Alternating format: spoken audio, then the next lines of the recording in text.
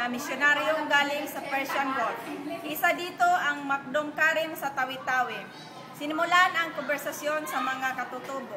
Ang kalakalan sa pagitan ng Malaysia at Indonesia ang nakakatulong para tumatag ang Islam na relihiyon sa katimugang bahagi ng Pilipinas.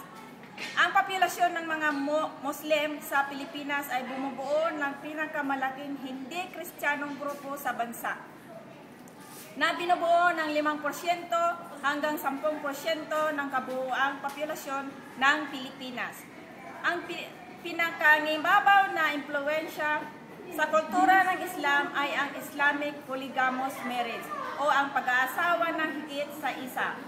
Ito ay inaprobahan ng mga pampublikong otoridad, habang ang pag-aasawa ng higit sa isa ay itinuturing na iligal para sa di-Muslim na mamamayan. Ang baboy ay tinuturing na bawal sa Quran.